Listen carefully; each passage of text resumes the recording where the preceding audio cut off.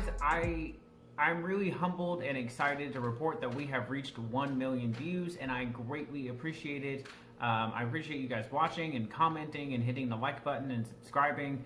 I've got 4,000 subscribers now and over 1 million views, so that's really cool and I really appreciate it.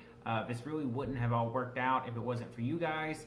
Hopefully I have helped you along the way, and I appreciate everyone who has commented and thanked me for that. That's really the goal. That's what I'm trying to do.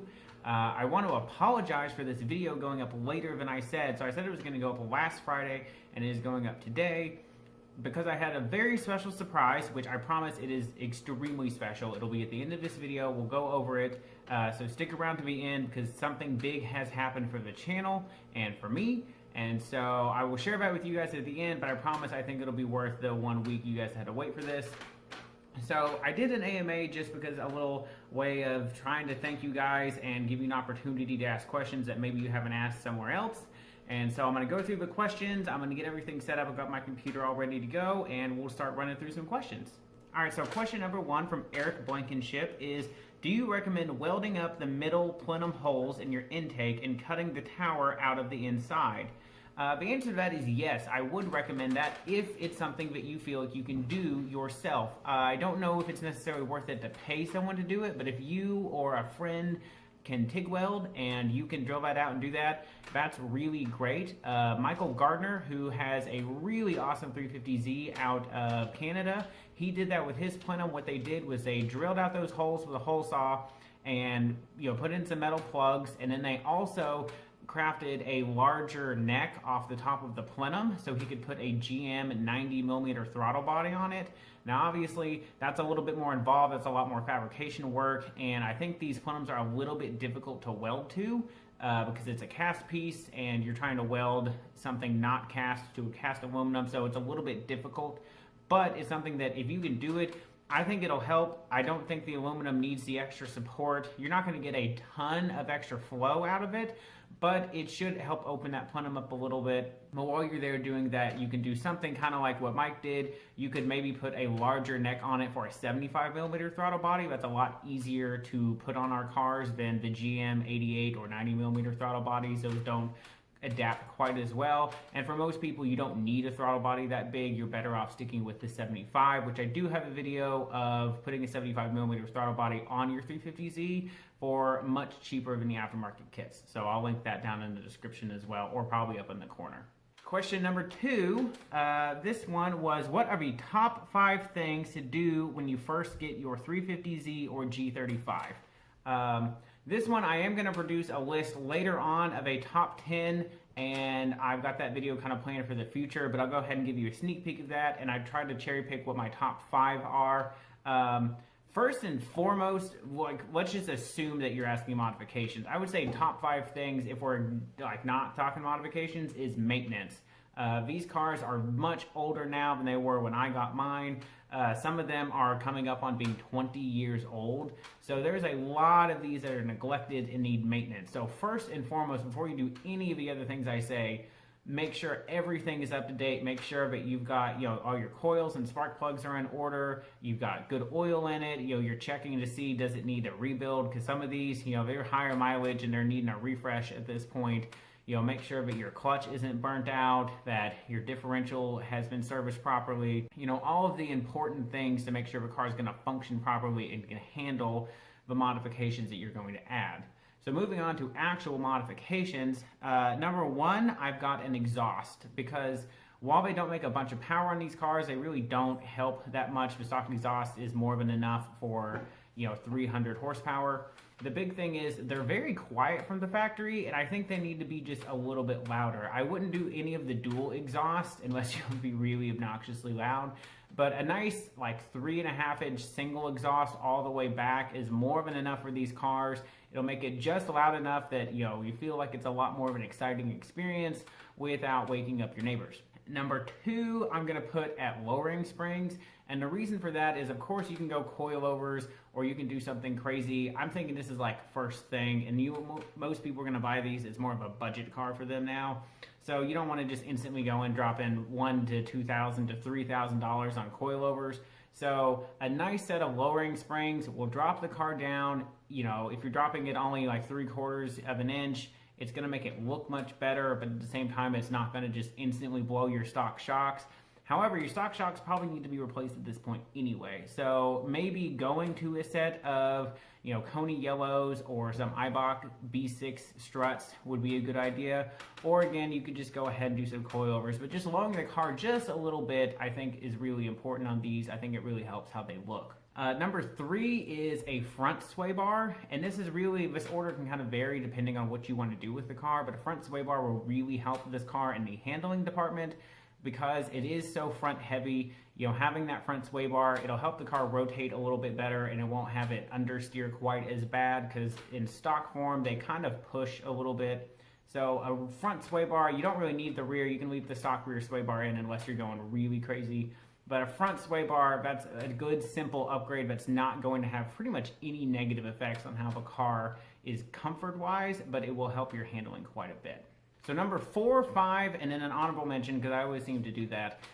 Those are all going to be your power modifications. So I think these cars have plenty of power from the factory, but still, there's some low-hanging fruit of things you can really do to bring these cars up to the next level. So number 4 is going to be test pipes, because the stock cats on these cars aren't great. They're also really heavy, so you're taking some weight off the front of the car. Right now, cats are really valuable, so you can sell them, and you can get test pipes for these cars for as low as like $100. It's really hard to mess up a test pipe, so even if you go name brand, it's still going to be only like $200. So it's pretty cheap. You get a good chunk of power out of it. You lose some weight. It's really a win-win. It'll make the car a little bit louder, so maybe consider that when you're looking at your exhaust system, of maybe going with a quieter exhaust system, because you're going to add those test pipes, which are going to make it a little bit louder in the end. To complement that, you're going to want a tune from UpRev. I love my UpRev tune because it does so many different things to the car other than just adding power.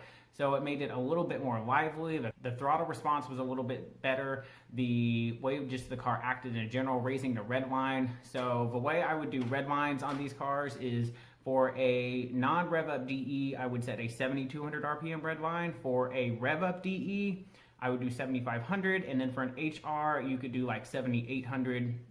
You could probably even do 8,000 with an HR. It's just one of those things of don't always rev it out to red line. Don't be doing that all the time. But for example, if you're drag racing and you need just that extra couple hundred RPM so you don't have to shift right at the end of the line, or if you're road racing and you just need an extra couple hundred RPM and then you can start braking for the corner, it's nice to have that. It doesn't mean you always need to use it. And with the modifications that you may or may not have, you may not even make power that high. So like my car, the peak horsepower is at 7,200 RPM, but I've done a lot of modifications to support that, but it does start to roll over, so there's really no point in revving it higher right now if the stock cams are holding it back. And stock form, the DE, it really has a low power peak, so it's one of those things, it's not always better to keep revving higher, but it might be useful for a specific scenario. And then for the honorable mention is a plenum spacer. Now, the reason I have this as an honorable mention and not earlier is because it really only applies to the non-rev up DEs. It will help a rev up DE, just not as much as the non-rev up, and it's not even a possibility for the HR guys. So I tried to put it as an honorable mention because it really only applies to a certain section of you. They make them, I believe, from 5/16 of an inch up to a 1/2 inch. I've got a 1/2 inch on my car. You will have to raise the strut bar to put those in, but they are really great, low-hanging fruit. They're super cheap. It's super easy to install, and it's a good way to get started with the car. But yeah, those are going to be my top 5 plus an honorable mention, and then I'll give you the other 5 when I do that full top 10 list later on in the future. Question number 3 from Nissan Slut, great username there, is Nissan 350Z ABS problems, bleeding the ABS or an ABS delete. I personally would keep ABS if at all possible. It is a great way of preventing flat spotting your tires. So if you don't want to have to replace all your tires after a panic stop, it's a really good way to go. It will keep your stopping distances shorter than if you were to panic stop and lock the wheels or have to pump the brakes. If you are perfectly right on the edge, you can outbrake an ABS system. The problem is it's not always easy to be perfect all the time. So I would keep it if you can. If you want to delete it, of course, that is always an option. I would take it to someone who's got a computer or the ability to, pump that ABS system to turn on all of those different mechanisms within the ABS block so that you can try to get some air out of there. I know that, like, for example, on BMWs, it's really difficult to get all of the air out of the ABS system. So that's why I just go ahead and take it to somebody and have them actuate it with a computer so we can pump all the air out and pump fluid through it properly. I haven't had an issue with my 350Z before, and I would also look on eBay. I'm sure eBay or a junkyard or somebody's got another ABS module that you can swap in for relatively cheap at this point. There were, I think, like 90,000 350Zs made, and a lot of them have been crashed. So it's something that you could definitely look into of replacing that before you just go ahead and delete it. In worst case scenario, if you have to delete it, you can always do that in the end. From Dong Lee, what is the best budget track-only coilover? My friend suggests KW V3 Club Sport. Anything cheaper is garbage and will only lower the car. Is that true? I will say that the KW V3 Club Sport, which I think it's just the actual KW Club Sport, I think it's V3 and then Club Sport, but it's a really great coilover. It is super high quality. KW makes like the peak of the peak. You know, they're making the coilovers for people who are doing the 24 hours of Nürburgring and all sorts of upper higher level racing. So they make really great products. The problem is I don't love them because they don't necessarily have all the adjustability that you can do on something else. So for example, they kind of set the ride height for you. I know on the V3s, I'm not sure if the Club Sports are a little bit different on our cars, but the ride height isn't adjustable. It lowers the car, but you can only adjust the spring preload. You can't adjust the ride height individual of the spring preload. So it's one of those things of they have different features on different models, but if you want the ultimate of I'm going to be adjusting my car and I'm actually going to be tracking it, I really like Fortune Auto. Their 510 series is a really good option. I'm going to be getting a set of Feel coilovers, which is Odi Bachi's, his company from Formula D. They do a 441, 441 plus, 442, which is two-way adjustable, and then 443, which is three-way adjustable.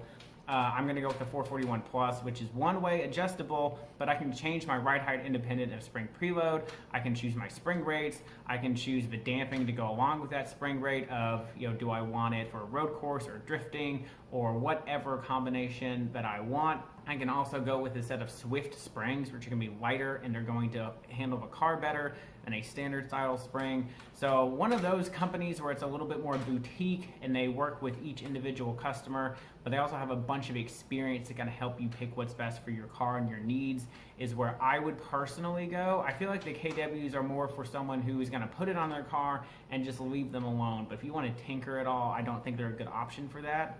BC Racing has gotten a lot better. They've become a lot more popular. People are starting to really use those a lot more and have had much better luck than in the past. So if you really need a cheap coilover, I would say that's probably where I would look. They're about $1,000 right now. That's not what I'm going to do, but at the same time, it kind of, everyone's budget is a little bit different and everyone's needs are a little bit different. All right, so this one is from Simon Kosmarek. I'm really sorry if I said that wrong. I know I did. How much did the flat floor give you? Did you measure lap times before and after? I did not measure lap times before and after for a couple reasons. Number one, I've done a lot of changes in between each track day because it's a lot of, I don't have the ability to go to the track super often. So I can't make one change, go to the track, go to the track. There's a lot of things that happen in between each track day for me. And the fact that I don't think I am a consistent enough driver yet that my lap times are the sole determining factor of, it was just these two things. I feel like I'm too big of a variable. So I could change, something on the car and go out and lap again, but my lap times aren't quite tightly gathered enough to the point that I can say, that made a half a second a lap difference for me. I'm just not to that point.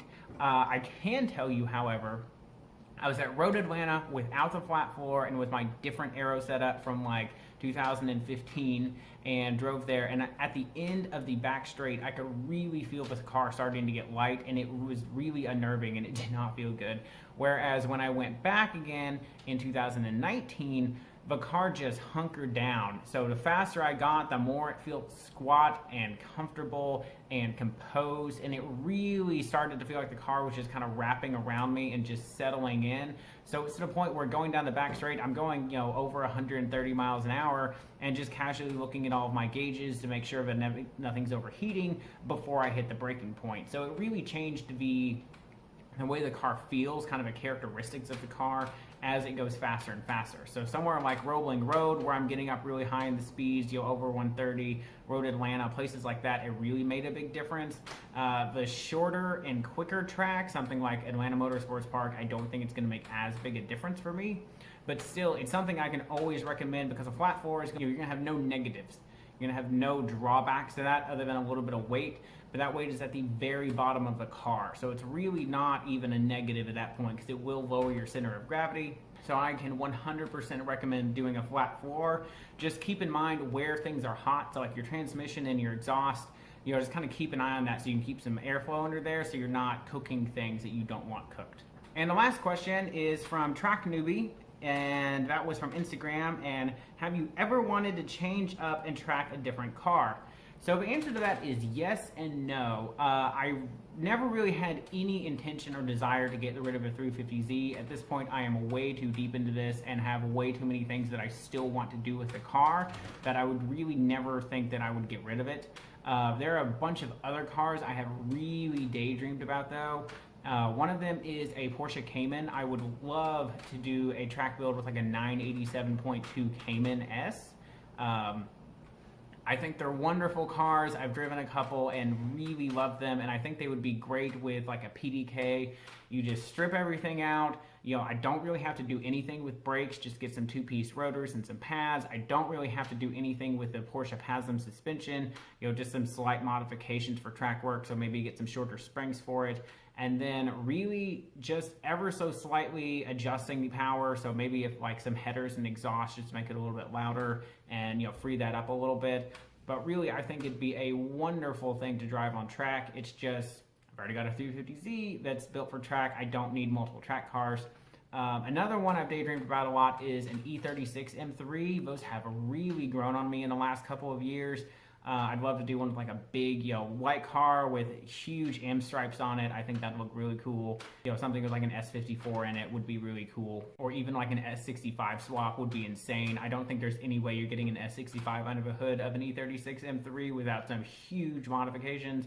But I think it'd be really cool. So like I've daydreamed about a few things, but I've never really seriously considered it. But yeah, guys, so that covers my questions. So I only got 6, which I mean, I'm happy for the 6 that I got. So I appreciate you guys asking questions. And if you guys didn't ask a question, it's fine. You can drop one down below, or any of the other videos. I get asked questions all the time. So I understand that, I don't have the biggest channel in the world. So 6, I can live with. But yeah, just to give you guys kind of a rundown of kind of how things are looking as we're going forward. I'll do a video when I'm done with school and have a job and everything set up, but I'm applying for jobs right now. This video, most of my other videos are going up like way in advance. So some of them are even over a year old before they get posted. Whereas this video, I'm literally recording it the day that I'm posting it. It is June 11th. So I'll be done with school in less than 2 months. I will have my licensing exam in less than 2 months as well. And I'm looking for jobs now. My wife and I have already moved to Greenville, North Carolina, so we're just outside Raleigh. So we'll kind of change some of the tracks I get to go to. I can branch up into Virginia and West Virginia, New Jersey and Maryland, and spread out into a few different tracks. I'm much closer to VIR, which I still haven't driven on yet. In-car is like an hour away. So I've got a lot of new options and places we can explore. Of course, we have the Mini, which I'm going to do a few more videos on the Mini, and then we'll kind of wrap that project up. I'm not going to sell it or anything. It's kind of to the point where I'm almost done with it. The 350Z is going to get going sometime this fall or winter. It really just depends on when I get a job and when we get settled into a house. We are in an apartment right now because we don't know where my job will be, so we're just kind of waiting until I figure out where I'm at. So once we have that, I'll hit the 350Z hard. It's just, I kind of got like some life stuff I got to sort out first. Wife's E70 is doing great. We've had it for over a year now. We've put like 22,000 miles on it and have not had a single hiccup out of it. I've done quite a bit of preventative maintenance in that time just out of fear, but it's been a really great car. It's super comfortable. But the update, the thing that like we're waiting for, the surprise at the end of the video, is over my right shoulder in the parking lot behind us is a manual transmission E60 M5 that I literally bought on Wednesday. So I've had the car for 2 days. I love it. So there will be a full video on it coming in the next couple of months, I'm not sure exactly when, I'll give you a full rundown of how much I paid for it, how I bought it, and things to look for, and we'll do a whole video series on that. But I've got to finish school, I got to get licensed, I got to get a job. So I'm going to keep posting videos. I've got a bunch of videos. Let me look at my thing here. I have videos all the way through mid-October already posted and ready to go. So, don't expect M5 videos until probably October at the earliest. Maybe one will sneak into September, we'll see. But yeah, so I am really excited to show you the M5. I will show you a video, we'll do some clips, walk around stuff here at the end of this video. But yeah, I am really excited, and I'm really excited to share that with you guys. So thank you so much for watching. Hit that subscribe button, and I will see you guys.